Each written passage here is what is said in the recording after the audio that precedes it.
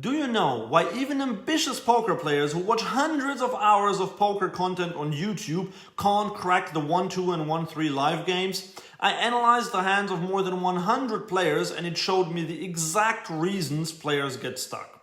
So in this video, I'm going to show you what those 3 reasons are and how to fix them fast so you can start beating your live low stakes games.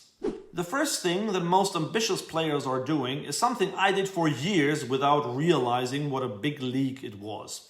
Once I started avoiding it, my win rate went from looking like this to looking like this. And one of my students sent me a hand from his 1-2 game in Florida that shows this mistake perfectly. There was an under the gun straddle on, one player limped, the hijack raised to $20 and my student called with king-queen suited in the small blind.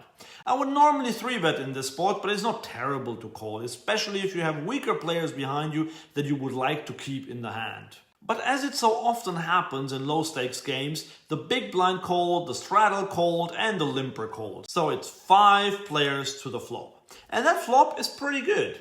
King 7-5 rainbow, giving my student top pair good kicker. The pot is now 100 and the original raiser fires a small c-bet of $25. My student called, which I think is the right play.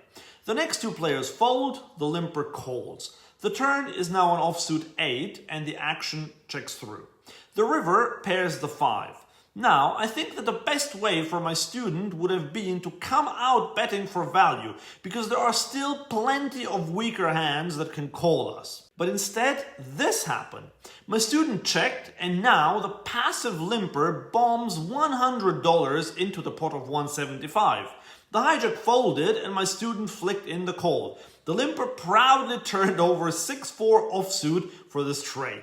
My student must have felt his soul leaving the body. So what was the big mistake my student made here? He did something that is one of the most losing plays at live low stakes you'll ever see. He check-called a big river bet. Let me show you why this is such a killer at the live low stakes. The reason is that at 1-2 and 1-3, most opponents have 2 big leaks. 1, they call too much, and 2, they don't bluff enough. And if someone calls too much and doesn't bluff enough, how do you exploit them? Well, not by calling their big bets, but by betting yourself. So here's your fix. That's why, as a general rule, try to go for thin value on the river yourself, because your opponent will call with too many weak hands. But if you face a big bet, you need to overfold. Before we get to the second mistake, stopping 1-2 players from beating the game, make sure to grab my free cheat sheet, Exploit Every Player Type. Because knowing how to exploit everyone around you is by far the single most important skill to turbocharge your win rate at the live low stakes. Link in the description below. Okay, so now let's move to the second mistake. This one's just as bad and can drain your bankroll quicker than a busted flush draw. Another one of my students sent me this hand that illustrates it perfectly. There were 2 limps in this hand, which is already a hint as to what a great game this is. My student had 10-9 of hearts in the small blind and decided to raise to 6 big blinds. And look, I get it, you see weak players and your inner lion wants to pounce. But with 10-9, you're more kitten than lion. With such a hand, I'd want to see a flop as cheap as possible and not bloat the pot out of position with 10 high. Anyway, the first limper folds and the second limper now re-raises to 15 big blinds. What?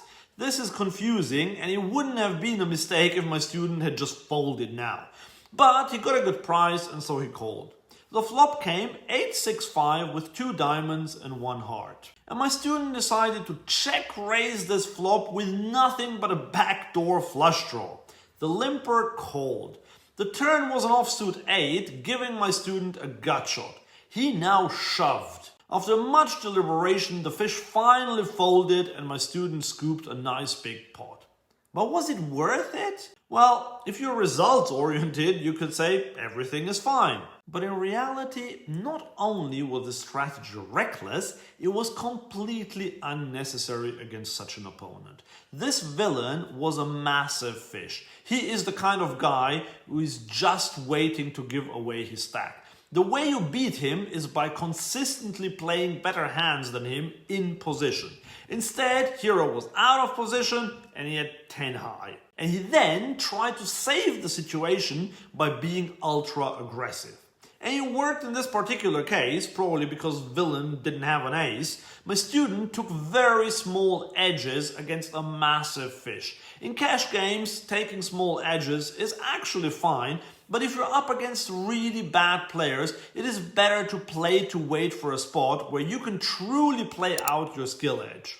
If you try to out-aggress every donkey at the table, you'll get swings that make a roller coaster look tame. And you risk that villain leaves the table in case you do happen to stack him.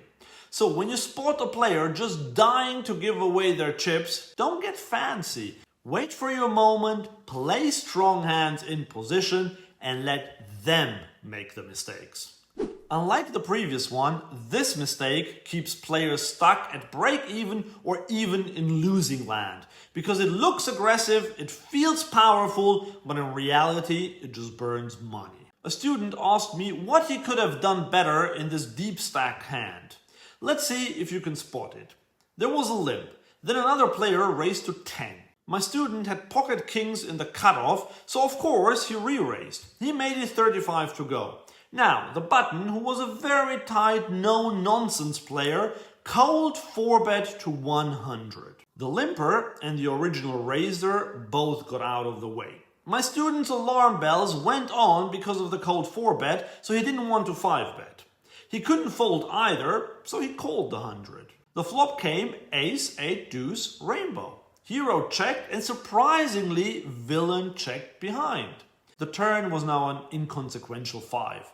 And this is where the disaster unfolds. My student now bet 150 into the pot of just over 200. A massive bet that will fold out everything that is not the winning hand. And in turn, it means that villain will only call with hands that beat our hero's pocket kings. And villain did call in this spot. So just keep that in mind for the river, where Hero compounded this mistake. The river was a queen, and now Hero jammed for his remaining stack. Villain snap called.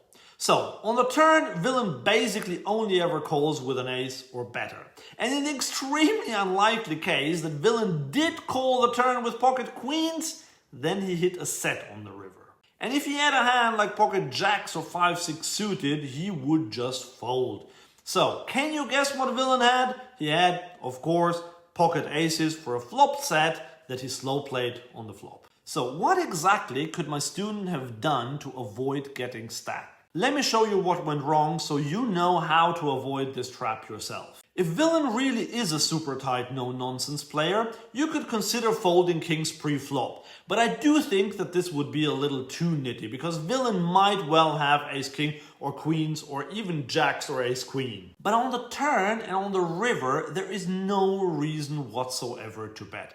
If you check the turn and villain bets, you could consider calling once if the bet is small. If your bet's big, I would already fold the turn because, as we said, his range is aces, ace-king, and maybe ace-queen.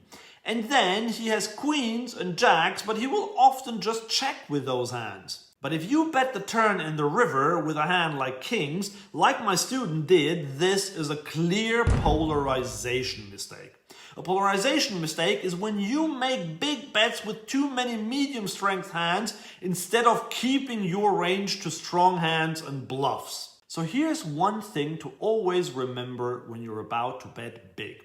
Only bet a very polarized range of very best hands and bluffs. If you have a hand that sits right in the middle of your range, like pocket kings on an ace-high flop, you don't want to put a lot of money in the middle. Instead, just try to see a cheap showdown. If you avoid these three mistakes, your win rate will definitely go up.